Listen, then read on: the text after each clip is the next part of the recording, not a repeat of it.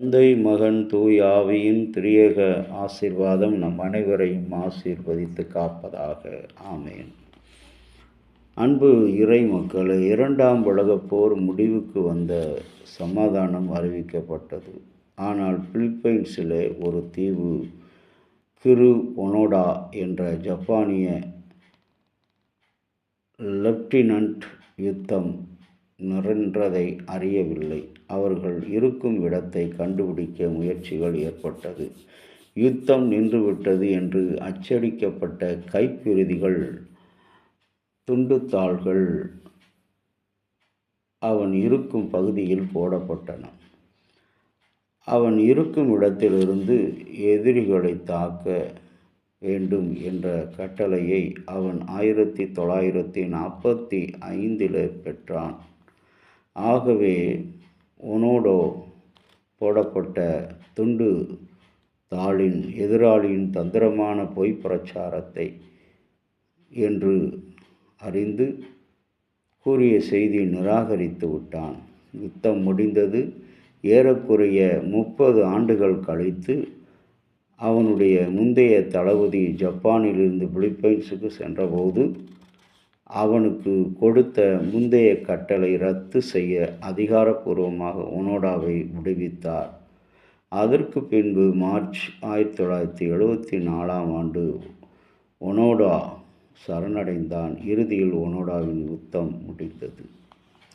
அன்பு இறை மக்களே, இந்த சம்பவம் நமக்கு இன்றைக்கு செய்திகளை கூறுபவர்கள் சொன்னதை அப்படியே சொல்வது கிடையாது. கூடுதலாக செய்திகளை திரித்து சொல்கிறவர்கள் தான் இன்றைக்கு அதிகம். இங்கே இந்த பிலிப்பைன்ஸ் நாட்டு யுத்தம் ஒனோடா என்ற ஜப்பானிய லெப்டிக் யுத்தம் நின்றது என்று சொன்ன அந்த பொய்யான செய்தியை ஒனோடா கேட்காதபடி அதை நிராகரித்து விட்டான். இதுபோலதான் சத்துரு நமக்கு முன்பாக நம்முடைய கடவுளை குறித்து, நம்முடைய விசுவாசத்தை குறித்து, எங்கே உன் விசுவாசம், எங்கே உன் கடவுளை காமி, இப்பொழுது அவர் வந்து உன்னை பாதுகாப்பாரா, காத்து விடுவாரா, உன்னை தப்பிக்க வைத்து விடுவாரா என்றெல்லாம் நம்முடைய எண்ணங்களில் அவிவிசுவாசத்தை கொண்டு வந்து விதைப்பான்.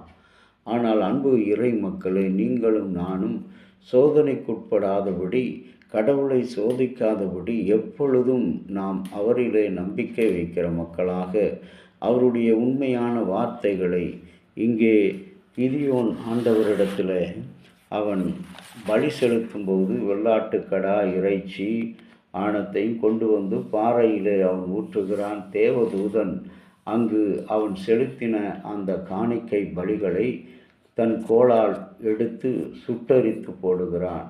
அப்பொழுது வந்தது கர்த்தருடைய தூதன்தான் என்று அறிந்து கொண்டான் கிதியோன்.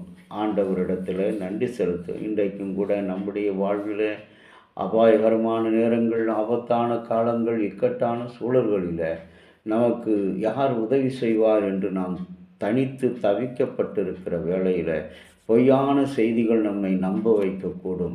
அந்த நம்பிக்கை நம்முடைய வாழ்க்கையை சீரழிக்காதபடி இன்றைக்கு மெய்யான வார்த்தை எப்பொழுது வரும்? அது தேவனிடத்திலிருந்து மட்டுமே வரும். அது நம்முடைய இருதயத்தில் பேசும், நம்முடைய சிந்தையை தெளிவாக்கும், நம்முடைய பார்வைகளை கூராக்கும் என்ற நம்பிக்கையோடு நாம் காத்திருப்போம். அந்த சிந்தனை இந்த நாள் முழுவதும் நம்மையும் நம்முடைய இந்த நாளின் பணிகளையும் நிறைவாய் ஆசீர்வதித்து காப்பாராக. ஆமேன். தந்தையாகிய கடவுளின் அன்போ மாறாதது. இன்றைக்கும் அந்த மாறாத உம்முடைய அன்பை உம்முடைய வார்த்தைகள் வழியாக நாங்கள் அறிந்து கொண்டோம். எங்கள் விசுவாசத்தில் பொய்யென்று காணுகிற காரியங்களை நாங்கள் நிராகரித்து உண்மையான வார்த்தைக்காக, தேவ தரிசனத்துக்காக காத்திருக்கிறவர்களாக எங்களை மாற்றும். இயேசுவின் நாமத்தில்